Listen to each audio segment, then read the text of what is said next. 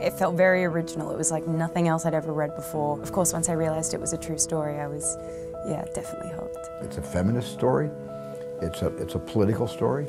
I got very excited about what this story was saying. I had always wanted to make a movie that was basically about home. What does home mean? And the way that it's difficult to see it clearly when you're there, and it's not until you're gone that you look back and you understand what it was. The movie works because it fuses the extraordinary and the ordinary. You can meet an elemental god from a river, and you can take it home and put him in the bathtub.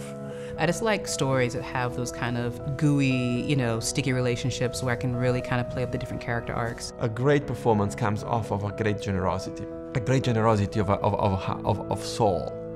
I used a lot of my, own personal life, hard times and challenges to put into Florence, put you in the character like that. We put so much pressure on ourselves to sort of have all the answers. And I like that Lady Bird is such an open book and is so sort of ready for anything. I remember telling Greta at the time that I could relate to the mother in the movie because I had a 16-year-old in real life who was trying to kill me. I've played women in this era before, but never like this. It was different and very challenging. There's a scene immediately after a scene with the fruit in the movie, a heartbreak of sorts. It seemed daunting to me how tonally we were going to get that to go from that place and then to bring it to a place of drama again and intrigue. The moment where it sort of reaches, it's a crisis point for Eliza and nobody's hearing her, and that was the moment for me. I thought, okay, thank God. That's the thing about this movie. Everybody has their own world. Everybody has their own life. It's so human. That party scene was just like, I've been at that party. I'm going to that party. And like the fact that we were actually filming in basically the place that the story was about was huge. We knew we had to get the tone right. We couldn't veer off too much into comedy, but at the same time, it didn't want to be a gloom fest. Where you have a kind of goofy character that becomes formidable, and that said a lot about him. Unusual guy. Yeah, I like him. I feel for him. There's very little on the man.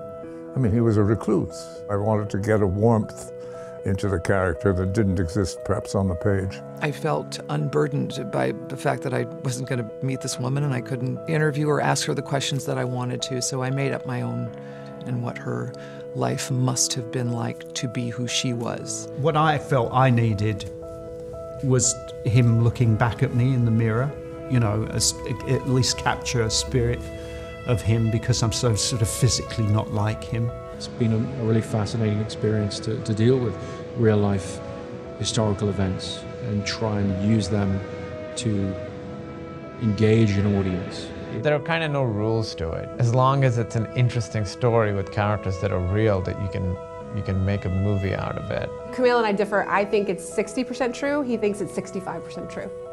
Who knows? There's nothing, absolutely nothing, that I wouldn't want to proudly show to somebody. That said, I'd like the whole movie back so I can do it again. It was this marvelous creative collaboration between all of us and all departments as well. There's so many lessons that this movie has taught me. Treat the obstacles like gifts. Anything that the world throws at you is a blessing in disguise. If you approach the creative process like that, nothing can stop you.